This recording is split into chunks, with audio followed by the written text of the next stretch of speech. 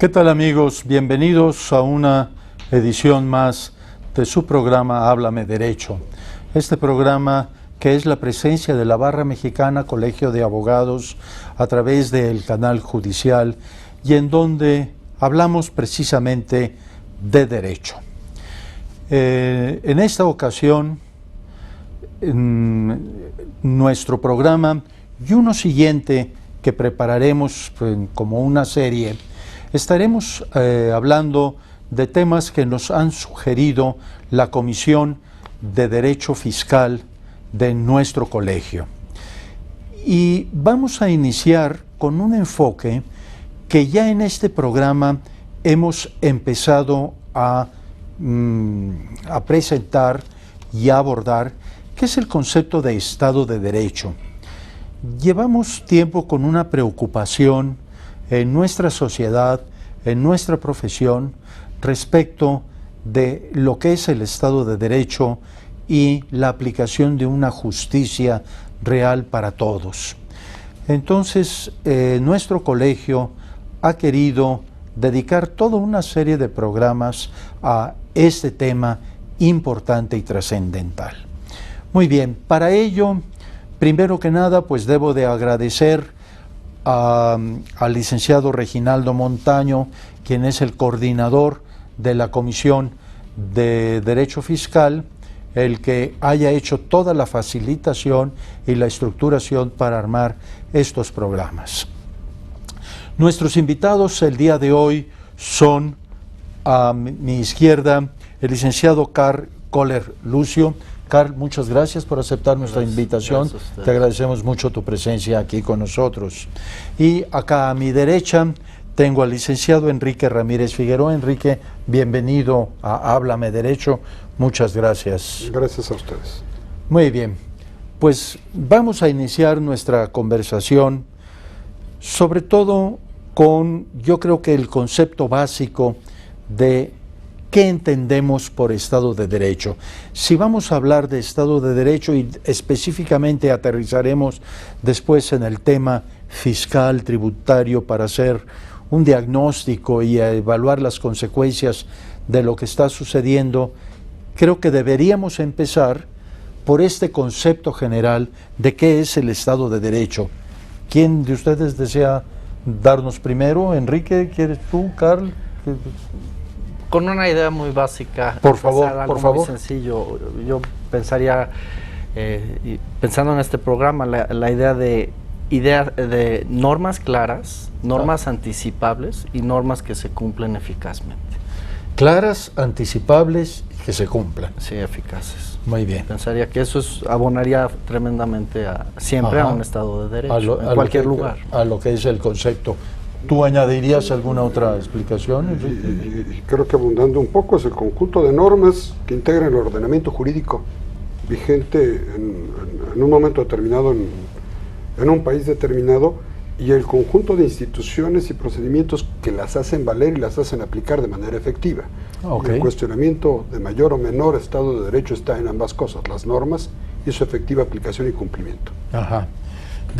¿Dirían ustedes que existe siempre un Estado de Derecho, quizá en grados, o podríamos decir que o hay o no hay Estado de Derecho? A mí me parecería que es por grados. Si es por grados, es por materias, puede haber coyunturas que lo hacen pasar una crisis. O sea, puede haber un Estado de Derecho y ante una disyuntiva que está afectando seriamente a una sociedad, a un gobierno, etcétera, puede haber una crisis y se debilita, ¿no? Entonces me parece que es por grados, por materias, por áreas y la percepción puede ir variando. La ausencia total de Estado de Derecho sería la anarquía. La crisis del Estado de Derecho no puede variar en función de la corrección o no corrección de las normas que lo integran y de lo eficacia o no de los distintos aplicadores de las mismas en cuanto a orientar su cumplimiento y observar u obligar a su cumplimiento cuando esto es necesario. Muy bien. ¿Quiénes son los responsables de que exista un Estado de Derecho? ¿El gobierno? ¿Los ciudadanos? ¿Dónde estaría la responsabilidad de cuidar que exista un Estado de gobierno?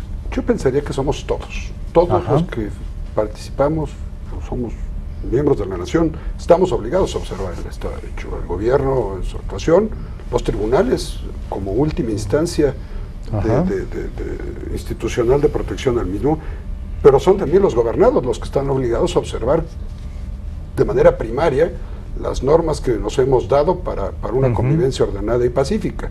Al final del día no hay Estado lo suficientemente fuerte para obligar a todos los habitantes de una nación a cumplir de manera forzosa las normas vigentes. Yo diría que el nivel de cumplimiento de las normas vigentes sería 90-95% voluntario y un 5% que las instituciones tienen que hacer observar ante el incumplimiento de determinados individuos. No sé, Carl, si...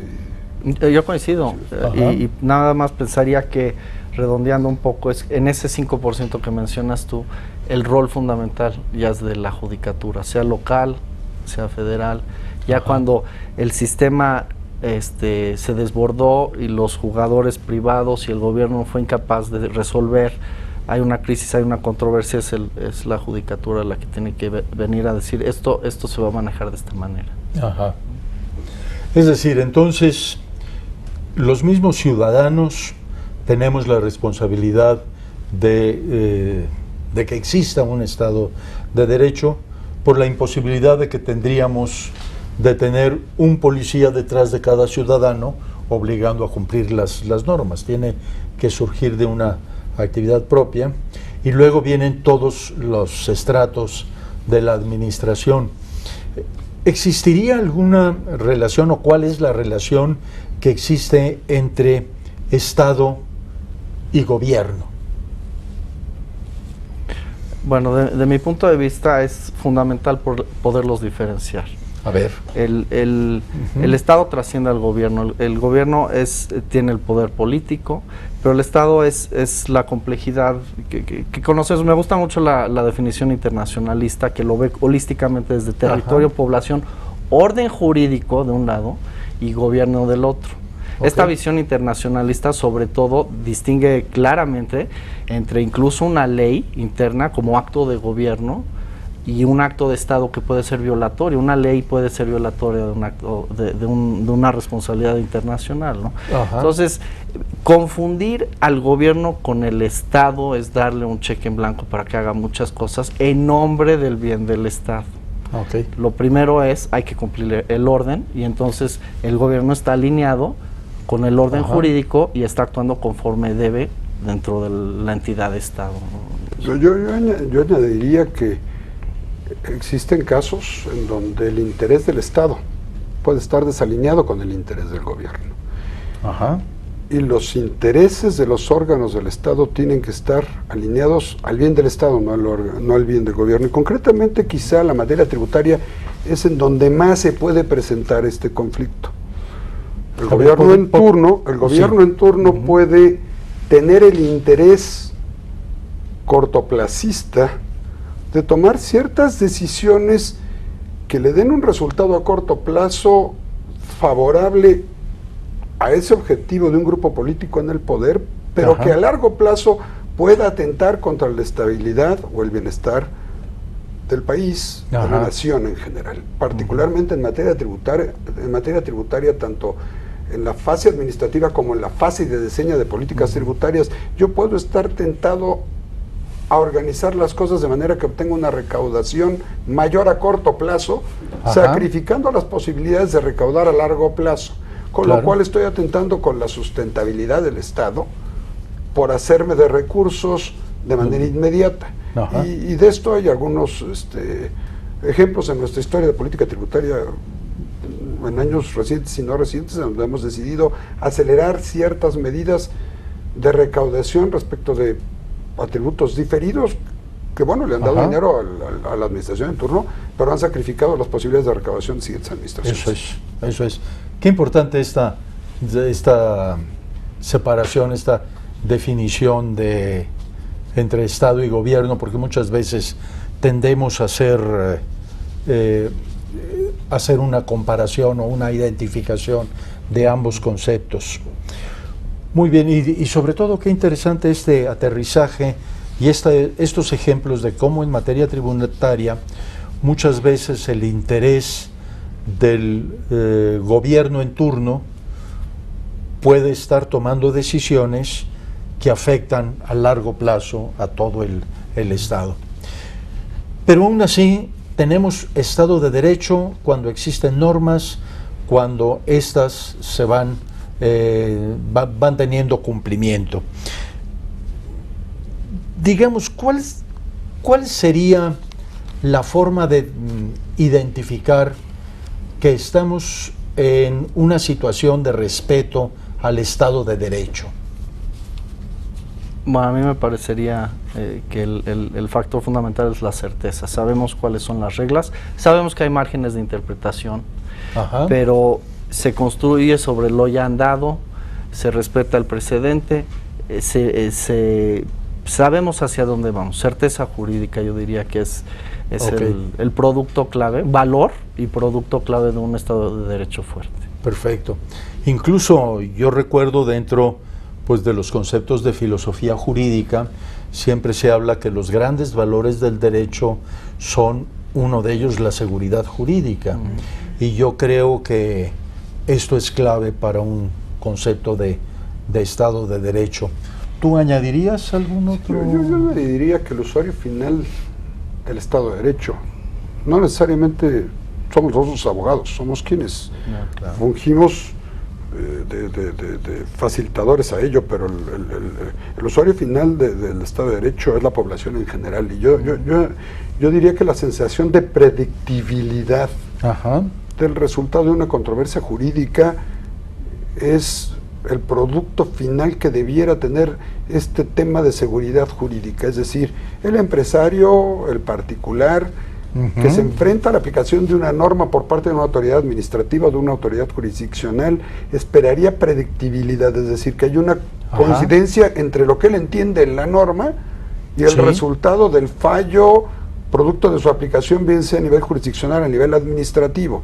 Cuando lo escrito en la norma no puede anticipar el resultado administrativo o jurisdiccional, es cuando creo yo que existe o se puede decir que hay una crisis mayor en la seguridad jurídica y la aplicación del Estado de Derecho, porque la regla la ley es de una manera y se puede aplicar de una manera diferente. Carl lo dice bien, siempre hay un margen de interpretación, pero cuando esta falta de consistencia en la interpretación se convierte en la regla y no en la excepción, o es más frecuente, creo que puede hablar de una mayor crisis o de un mayor grado de crisis en la aplicación del Estado de Derecho en determinada materia. Hoy la materia penal es, por ejemplo, algo en donde ha habido crisis durante muchos años. La materia fiscal hoy podemos pensar que tiene cierto grado de inestabilidad y de crisis en este sentido, y es esto quizá la materia de este programa, ¿no? Eso es. Muy bien, pues vamos a hacer una interrupción para la identificación del programa con el canal. En un momento más regresaremos a seguir conversando con nuestros invitados, los licenciados Carl Kohler y el licenciado Enrique Ramírez, sobre este interesante tema. Enseguida regresamos.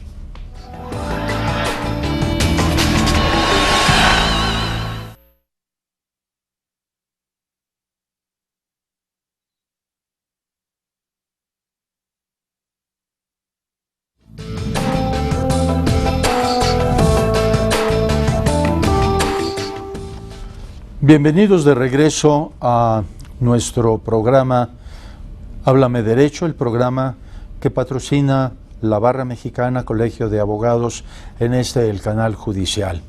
Les recordamos a todos nuestros amigos del auditorio que durante el desarrollo de este programa están apareciendo en sus pantallas los domicilios o los medios de poder tener acceso a esta conducción del programa para que nos den su retroalimentación, nos den sus ideas, e incluso aparece también el domicilio de la Barra Mexicana, dice www.bma te informa, en donde ustedes podrán encontrar todos los eventos y sobre todo conferencias, comidas, etcétera, de los distintos comités que integran la barra, para, si ustedes están interesados, participar en ellos. Pero nos encantará recibir su retroalimentación y su idea respecto de lo que estamos conversando con nuestros invitados, que el día de hoy son los licenciados Karl Kohler y Enrique Ramírez. Estamos hablando del concepto Estado de Derecho para enfocarlo más adelante a la materia tributaria. Como lo hemos hecho en algunos otros programas anteriores, en materia penal, en justicia cotidiana, etcétera. Hoy vamos en cuestión laboral, también lo hicimos antes, y ahora lo vamos a enfocar a esta materia, la tributaria. Muy bien, siguiendo nuestra conversación, yo quisiera preguntarles, ¿cómo podemos establecer, digamos, los síntomas, si habláramos médicamente, de que el Estado de Derecho está siendo lastimado, sobre todo en esta materia fiscal? ¿Cómo podemos decir, ¿hay Estado de Derecho en esta materia o no lo hay, o está en un grado avanzado o en un grado reducido? ¿Qué es lo que opinan? Me parecería que el Estado de Derecho existe en la materia tributaria. No hay cómo decir que no. Sin embargo, si hiciera yo un calificativo, creo que tenemos áreas de oportunidad. Veo que hay cierta crisis en este Estado de Derecho y regresando a tu pregunta, ¿cuál es el síntoma? El síntoma que yo vería en ello es cuando se siente falta de estabilidad, de predictibilidad, de certeza en cuanto al alcance de la aplicación de las normas, tanto en la materia administrativa o en la fase administrativa como en la fase jurisdiccional. Es cuando puedes tener una señal de síntoma de ello. En el momento en el que quien aplica la norma o quien lee la norma no puede predecir con certeza el resultado, una certeza relativa, nadie puede hacerlo al 100%, pero se siente verdaderamente inseguro respecto del resultado que podrá tener en su aplicación en la fase administrativa o en su fase jurisdiccional, algo anda mal. Algo anda mal porque no te permite organizar, ordenar tu actuación a lo que crees que debe de ser el límite de cumplimiento de la norma jurídica, porque esta es incierta per se. No sé, Karl, Sí, coincido. Yo incluso hace rato hablamos de los jugadores gobernados, administración pública, judicatura, pues simplemente viendo que si un asesor fiscal siente que tiene gran cancha para conducir a sus clientes por una interpretación sumamente agresiva, con expectativa de poder prevalecer, si la administración pública encargada del tema de recaudación piensa que, bueno, se puede conducir quizá no tan institucionalmente, sino buscando más una agenda como despacho de abogado más que como institución recaudatoria. Si la judicatura se siente cómoda seleccionando por dónde resolver para dar cierto resultado que prefiere subjetivamente y no objetivamente como lo exige un Estado, el orden jurídico, en cualquiera de estos momentos está haciendo crisis el Estado de Derecho. Y claro, la instancia más importante es la final, es el Poder Judicial, es el que alinea a la administración pública y al particular. Porque ya es el momento de llegar a las definiciones. Déjenme hacer una observación muy del ciudadano de la calle, muy del profesionista, del empresario. La materia tributaria es una materia enormemente compleja, de muy difícil análisis, comprensión, y normalmente el ciudadano común y corriente difícilmente puede por sí solo cumplir con todas sus obligaciones. Por lo menos esta es una sensación existente en el común de los ciudadanos. Esta complejidad hace que se pierda esta predictibilidad que ustedes están mencionando. ¿Qué tengo que hacer para poder obtener tal cosa? No lo sabe. y entonces tiene que acudir a expertos. Esta necesidad de buscar ayuda o expertos es, digamos, algo que deteriora el principio del Estado de Derecho en materia tributaria. Yo diría que es un tema de diseño de política tributaria, pero la materia tributaria per se implica un grado de vinculación entre lo jurídico y lo económico que siempre la va a hacer compleja. No importa el diseño que hagas de la política tributaria, siempre habrá un grado de complejidad y siempre escapará a la comprensión de una parte de la población. Yo creo que difícilmente pudiéramos encontrar una solución tributaria justa y a su vez suficientemente sencilla para que todo el mundo lo entendiera. Y aquí hay que privilegiar el balance entre lo sencillo y lo justo. Pero ciertamente siempre va a haber necesidad de algún asesor, de alguien que te oriente a este respecto. Creo que esto no es sino consecuencia de la materia que se está regulando. La crisis empieza en el momento en el que las normas pueden estar tan pobremente redactadas en donde sea muy difícil interpretar o concluir cuál es el sentido esperado de la misma. Ya esto le abona a la inseguridad. Pero si encima de esto, la administración tributaria, el asesor fiscal, y en un momento determinado, que esto es quizá lo más grave, el órgano jurisdiccional aplica la norma, no buscando verdaderamente su contenido, sino con un sentido intencional predeterminado, es en donde esto se vuelve verdaderamente complejo, porque no solo está la complejidad propia de la materia, la dificultad del Consejo mismo, sino además la impredictibilidad de lo que va a entender o va a desear entender la administración de esa misma norma y lo que va a desear entender de esa misma norma el órgano jurisdiccional. Insisto, apartándose de lo que está escrito, del contenido de la norma misma. El propósito de la norma misma es señalar los límites de la actuación del Estado al mismo tiempo que las obligaciones de los particulares en esta materia. En el momento en el que esa norma se deja de observar tal y como se está escrita para aplicarse a conveniencia, el contenido normativo o el límite de esa actuación es mutable, y en ese momento empezamos con un nivel de inseguridad que creo que eso sí es un síntoma de crisis de Estado de Derecho. La dificultad del contenido de la norma tributaria per se creo que no. Eso es. Digamos, tenemos entonces un elemento, es la redacción de la norma, que tengamos una norma que sea clara y sea interpretable en forma sencilla, pero dado la complejidad técnica típica de esta materia, se requiere la intervención de un juzgador posteriormente, y entonces viene, tú lo mencionabas hace un momento, que en último término la decisión del juzgador es el que nos lleva a irnos dando caminos específicos. ¿Qué ha sucedido hasta ahora en nuestro medio en esta materia? ¿Tenemos buenas sentencias, tenemos buenas decisiones en la materia? Bueno, pensando regresando un poquito a lo que es el gobernado, yo creo que aquí vamos a poder ver dos fenómenos que corren en paralelo.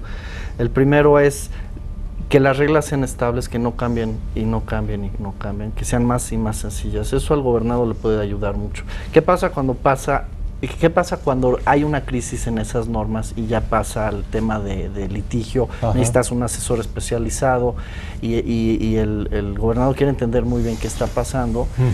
Aquí lo que el gran riesgo es que las sentencias no respeten precedente, improvisen en la metodología no sea clara, el razonamiento no sea claro.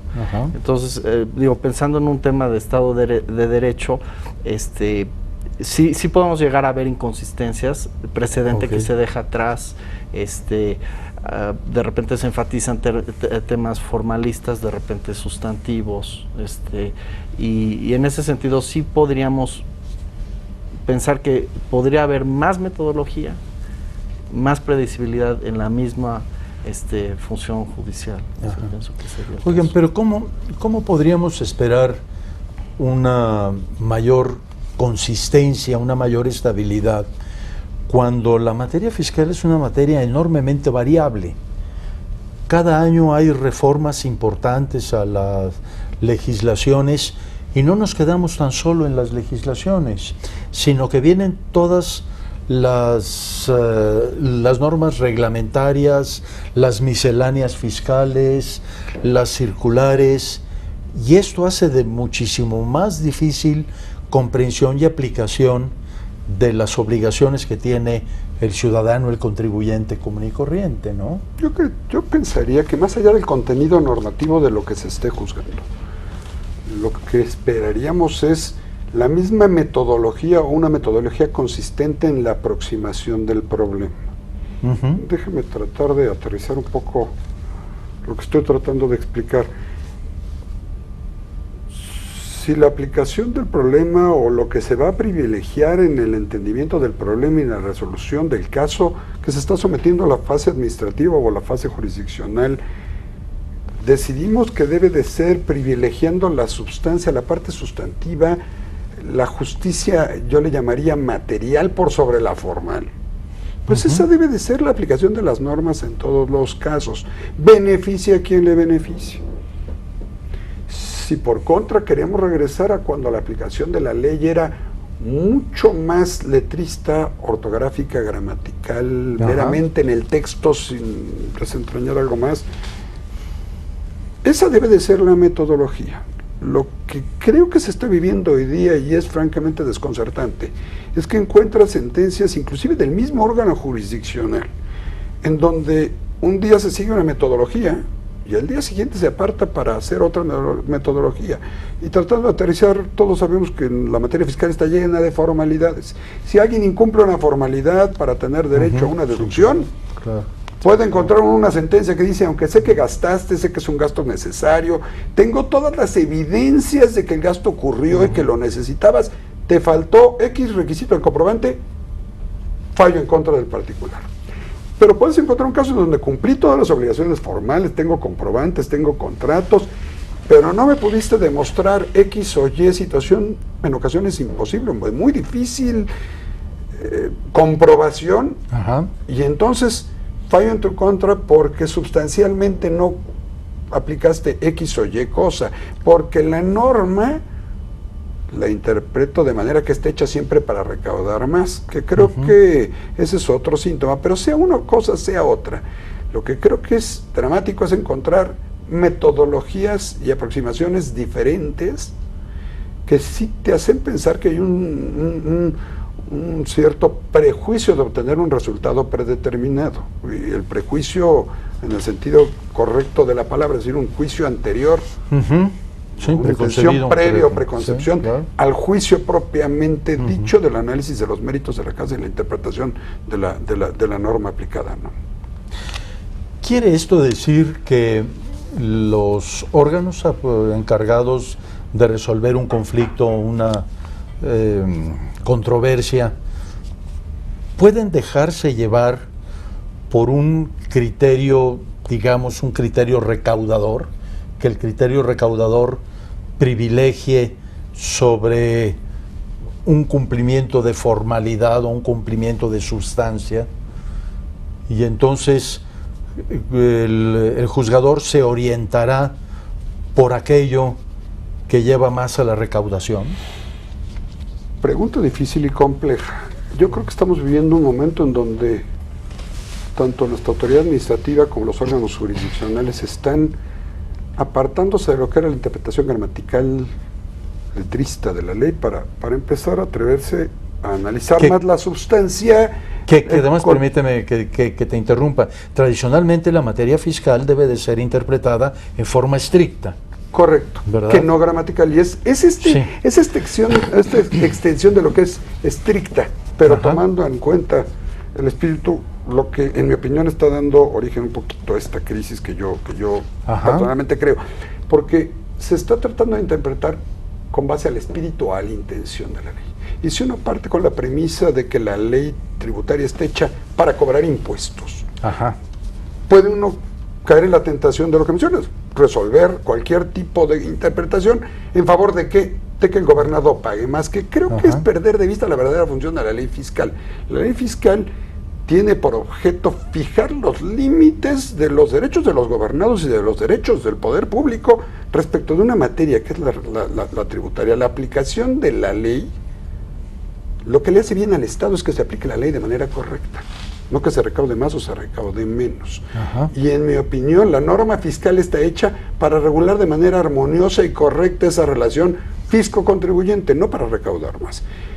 Y esto puede ser un error de concepción o de preconcepción en algunos órganos encargados de interpretar y aplicar la ley fiscal, y también puede serlo desde la óptica de los particulares en un sentido contrario, ¿no? Eso lleva a la percepción generalizada, creo que es que todos estamos de acuerdo y conscientes que los ciudadanos debemos de contribuir en forma proporcional, equitativa, etcétera, conforme los términos constitucionales, a lo que son los gastos del Estado. Pero yo creo que nunca ha habido un ciudadano que diga yo pago con gusto impuestos.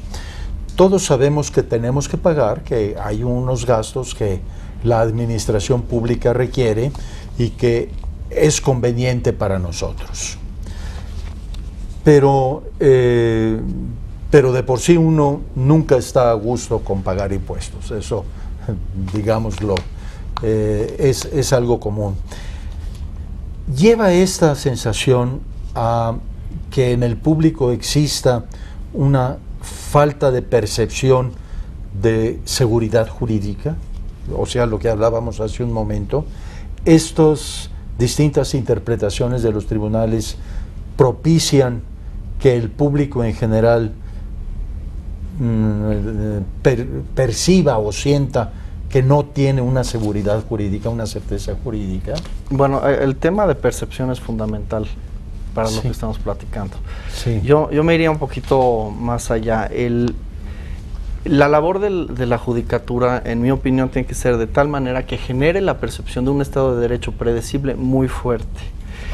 Una de las cosas que se me hace fundamental transmitir cuando estamos tocando este tema es los costos de la percepción contraria, que el Estado de Derecho podría ser más fuerte o no. ¿Cuáles son esos costos? Y aquí viene a colación el concepto de vernos en el espejo y decir, sí, nosotros somos una economía emergente. ¿Eso qué significa? ¿Y qué costos acarrea? Evidentemente una economía emergente puede ser por la informalidad, falta de transparencia en indicadores económicos, índices de corrupción, pero la fortaleza de la impartición de justicia es fundamental.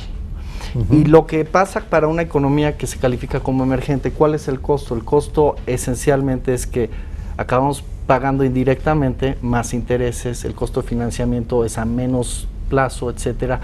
Y por eso cuando vemos en las noticias quién pide constantemente fortalecimiento del Estado de Derecho, puede ser que sea por una crisis penal, un tema que salió en medios muy lacerante. Pero por el otro lado, constante y sonante van a ser los empresarios. Los empresarios dicen, díganme cuáles son las reglas y cúmplanlas. Porque en función de eso nos alejamos de esta situación de ser economía emergente con los costos asociados. O sea, digamos, el factor riesgo país, todos entre asesores, administración pública y judicatura, nos tenemos que alejar de eso porque nos cuesta millones en intereses, en financiamientos a corto plazo, etcétera, ¿no? Y ese es un tema anclado en percepciones. Y esas percepciones negativas se tienen que dispersar. Y eso limita la inversión de parte de los empresarios para lanzarse a nuevos proyectos y pues los emprendedores se verán frenados a hacer inversiones cuando no tienen una percepción de seguridad en esta materia. ¿Quieres añadir algo? Ciertamente, y si no la enfrenan, por lo menos la hacen más cara. Es decir, el costo que está esperando recibir, el precio o la contraprestación que está esperando recibir un empresario a cambio de una inversión, si hay falta de predictibilidad, particularmente en la materia fiscal, se incrementa radicalmente, y además es una decisión de inversión que se da en un momento determinado con ciertas consideraciones financieras, que tiene un costo inmediato y que si no se cumple esa mala previsión, queda en beneficio del empresario y en contra del Estado. Y déjeme hablar un poco de inversión extranjera, tratando de entenderlo. Si quieres, Enrique, perdona que te interrumpa, vamos a abordar el tema de la inversión extranjera porque creo que es algo fundamental en esto, ahora que regresemos del corte que tenemos que hacer para la identificación de nuestro programa. Ahorita regresamos, siga con nosotros, por favor.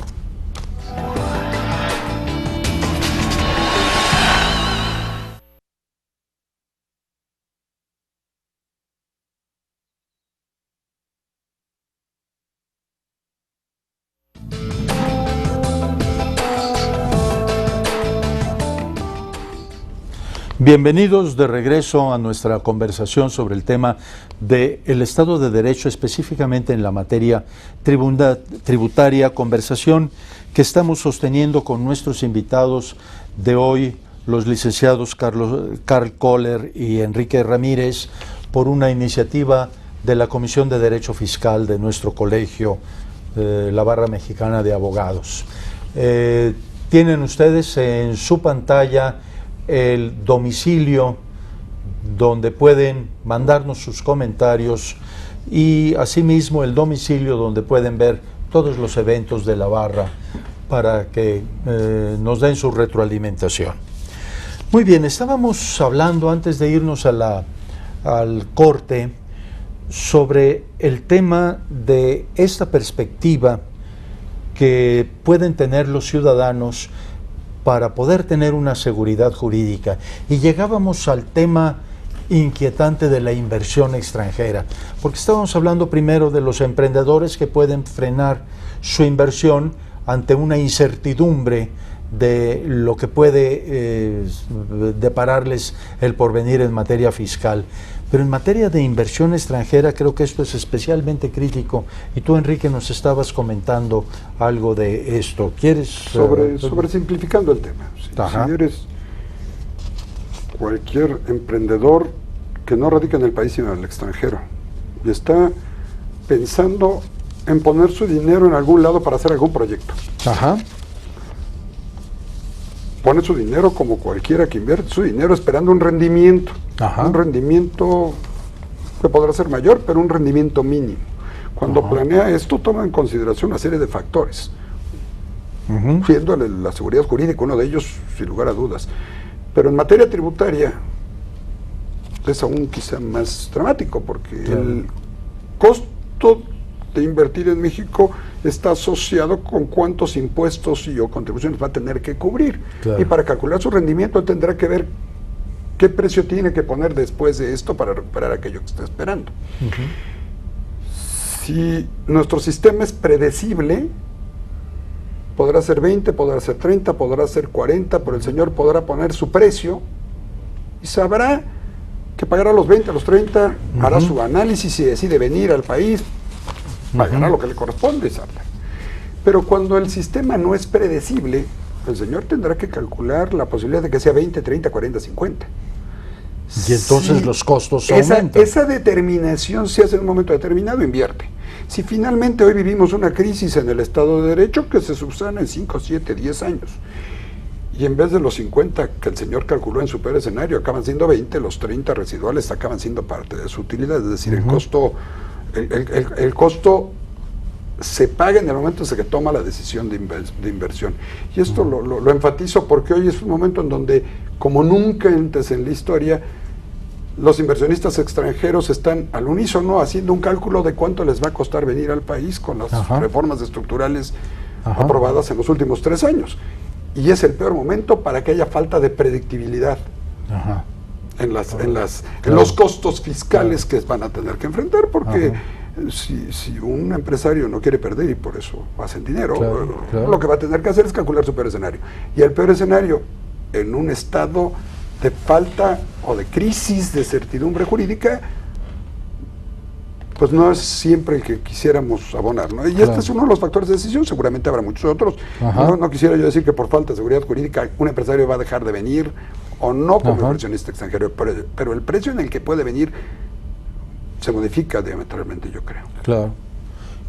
Y se reduce la inversión, con la reducción de la inversión se reduce la creación de empleos y la generación de riqueza para adelante. ¿Cómo dirías, Carl? Hablabas tú, le ponías mucho énfasis a la percepción. Para ustedes que están en el medio ambiente, cuando existe una dificultad de aplicación de la norma, existe también una tranquilidad de que acudiendo primero a la PRODECON para obtener asesoría o después acudiendo a las instancias jurisdiccionales, digamos, puede sentirse tranquilo un contribuyente de decir, bueno, si no logro algo, tengo los tribunales que me ayudan. ¿Cómo está respondiendo nuestra justicia a esto? Bueno, siempre es difícil generalizar. Claro. Más, sin embargo, quizá mi percepción sería que hace unos años había más predecibilidad y entendimiento de la filosofía que permea al Poder Judicial que en estos momentos. Ajá. Quizá al cabo de unos años tengamos muy claro cuál es el nuevo sistema o la filosofía, pero me parece que sí hemos entrado a una etapa de cambio respecto a lo que teníamos. Y veremos a qué lleva. A mí me parece que, retomando el tema, es un momento, como dice Enrique, muy importante. Las reglas tienen que ser muy claras, los métodos tienen que ser muy claros, la jurisprudencia tiene que ser sólida, consistente, y si logramos esto, yo lo pondría de otro modo. Regresando al tema de economía emergente, sí, etcétera. La economía mexicana es la onceava en el mundo, dependiendo de parámetros. Ajá. A nivel de fortaleza de Estado de Derecho no estamos en ese ranking, estamos en un sí, rango mucho más inferior. Mucho más abajo. Y ahorita usaste una frase muy interesante, es el generar riqueza. La certeza genera riqueza, claro, genera tranquilidad, genera confianza entre los jugadores, y eso es fundamental. Y los países ricos tienen estos pedazos, confianza, predecibilidad de Estado de Derecho como motores, los tenemos que adquirir. Eso sería, yo diría, de todos los jugadores, pero el Poder Judicial en última instancia tiene que ser el motor de que estas reglas son claras, se van a cumplir. Gane quien gane, y conforme a lo que construyamos en precedente, vean hacia atrás, porque de hacia allá venimos mirando hacia adelante. Ajá. ¿Qué papel juega en esto la existencia de un amplísimo sector de economía subterránea que no es contribuyente?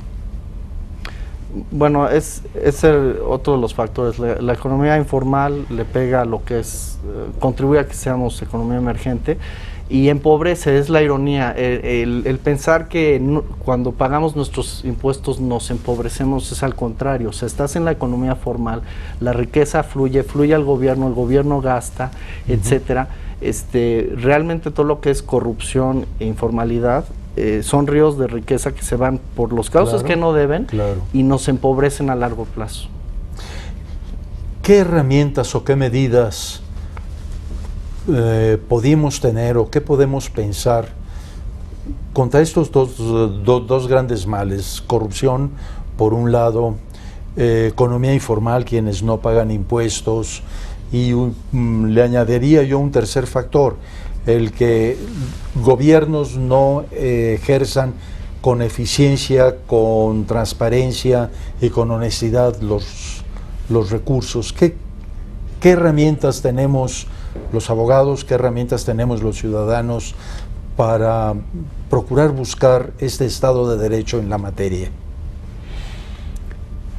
Yo creo que el tema de ataque a la economía informal no es exclusivamente tributario, hay mucho más en ello, financiero, lavado de dinero, pero a mí me parece que es un tema de privilegiar, y aquí sí en la acción administrativa, el deber ser por sobre lo sencillo. Siempre será más fácil cobrarle a los mismos un poco más Lo debido es cobrar a quien no está pagando. Es decir, enfocar en ese esfuerzo la mayor parte de la energía. Esto se mezcla con lo político porque ello no es siempre popular, no es siempre bien recibido. Y yo aquí me atrevo a hacer el análisis que he hecho en varios foros con la pretendida reforma fiscal aprobada hace un par de años, que venía anunciada para hacer una pensión universal. La pensión universal era pensionar a quien no estaba pensionado ya, es decir, quien no estaba en el Instituto Mexicano del Seguro Social o en el ISSSTE. Una gran parte de quien se pretendía pensionar era precisamente la economía informal, era transferir recursos de la economía formal para pensionar a la economía informal, lo cual era de suyo, en mi opinión, gravísimo error de diseño de política tributaria, porque si hoy no están dispuestos a cumplir sin estar pensionados, pues estándolo creo que será bastante más difícil. Yo me cuestiono si es éticamente correcto el que se le exija un esfuerzo adicional a los que sí están contribuyendo para pagar una pensión a quienes no lo están haciendo. Y la intención de hacer esto atrás tiene por lo menos una interrogante interesante, ¿no? Pero creo que esa medida sería una que yo podría marcar como diseño de política tributaria totalmente equivocada. Todos sabemos que finalmente no acabó aprobándose por el momento esta pensión universal como ejercicio, pero la intención ahí estaba de la reforma fiscal como tal, ¿no? Claro. Ahorita utilizas un concepto que es fundamental, que es el concepto de ética. Digamos, ¿cuál sería el rol de la ética? Ya no estamos hablando de derecho, pero creo que es importante la relación ética-derecho. ¿Cuál es el rol de la ética en el juzgador, en el litigante, en el fisco, en el contribuyente? Bueno, es fundamental porque hay al final de los procesos intelectuales, hay un rinconcito donde solamente la persona que está encargada de aplicar o de hacer sabe si realmente se está guiando conforme a lo exige el Estado de Derecho, la metodología, o si se está dejando permear por un prejuicio, una agenda extrajurídica. Preocuparnos de la recaudación es una agenda extrajurídica. Si la ley dice este es el resultado, este es el resultado. Y entonces el tema de la ética por eso es tan delicado, es un tema interno. Nosotros podemos ver una sentencia y nos genera la percepción de que no fue del todo tan independiente como debió haber sido, que no tomara en cuenta factores que no eran relevantes jurídicamente. Pero es muy difícil decir, esta persona definitivamente se condujo con prejuicio. O sea, es muy difícil, por eso es un tema ético, y es ético a nivel del asesor. El asesor le tiene que decir a su cliente, llegas hasta aquí, de aquí, si te vas por allá seguramente vas a perder. La administración encargada de recaudar tiene que seguir las reglas, manejarse institucionalmente, y si hay un límite y quiere irse más allá por la agenda recaudatoria, pues no puede, y es un tema de ética. Y finalmente el ejemplo que puse de un juzgador, ¿no? Me parece que por eso es un tema fundamental en esta materia. Hagamos en un resumen una evaluación de nuestra situación en el país en la actualidad. Ustedes como expertos en el tema, ¿cuál sería su sensación, su evaluación de la existencia de un alto o bajo o mediano índice de Estado de Derecho en materia tributaria en nuestro país? Yo pensaría que y volvemos a la percepción es hoy que existe menos certidumbre en cuanto a la aplicación de las reglas fiscales que lo que existía hace 15, 20 años que se vino este cambio. El Poder Judicial Federal, que todos conocemos en 95, que no tenía otro propósito que abonar a la seguridad jurídica en nuestro ingreso a la OCDE, y que hoy día creo que se ha deteriorado en alguna medida. La percepción que yo tengo, y lo puedo decir a título personal, es difícil predecir ante una norma cuál puede ser el resultado en caso de que ésta sea la aplicación respectiva sea cuestionada ante la propia administración o bien ante un órgano jurisdiccional. Ajá. Es hoy bastante difícil o bastante menos fácil predecirlo respecto de lo que era 10, 15 años antes. 10, 15 años atrás. La existencia de esta evolución que tuvo el antiguo Tribunal Fiscal de la Federación hacia el Tribunal de Justicia Fiscal y Administrativa, ¿ha ayudado? Yo diría que más allá del tema de nombre, el tribunal ha seguido siendo, en esencia, el mismo tribunal que todos conocemos, de aplicación con algunas materias adicionadas. Y creo que el análisis que haría del Tribunal Federal de Justicia Fiscal y Administrativa, como de los demás órganos jurisdiccionales, es que están viviendo esta crisis de adaptación entre un método y otro, y esa falta quizá de consistencia en la aproximación de los problemas que genera inseguridad jurídica o falta de previsibilidad desde mi perspectiva, ¿no? Eso es. A mí esta última pregunta me genera una reflexión que es de gremio, no es del tribunal. Okay. A mí me parece que hay ramas que le exigen al profesionista del derecho saber algunas cosas que no tienen nada que ver con derecho. La materia fiscal, la financiera, la de competencia económica. Claro. Entonces, el tema de que las escuelas de derecho empiecen a mirar críticamente sus programas y quizá para ciertos tipos de especialidad ir dando cierto tipo de herramientas. Quizá ya estamos hablando de una mayor técnica básica de contabilidad, finanzas, valuaciones, estrategia empresarial. Puede llegar a enriquecer mucho la visión del juzgador, incluso del litigante, del auditor fiscal, etcétera, ¿no? Me parece que en ese sentido podríamos ir avanzando hacia tener resultados más apegados a una realidad empresarial mejor entendida por los tres jugadores. Por todos los jugadores. Consultor, autoridad fiscal o juzgador. Muy bien. Pues amigos, llegamos a la conclusión de nuestro programa. Quiero agradecerles a Carl y a Enrique que nos hayan hecho el favor de acompañarnos. Este es un tema en el que seguiremos abundando en programas futuros, porque creemos en la Barra Mexicana, Colegio de Abogados, que es importante el que propiciemos la existencia de un Estado de Derecho en todos los ámbitos de nuestra vida social y jurídica. Muchas gracias, los esperamos en el siguiente programa Háblame Derecho en su canal judicial. Hasta la próxima.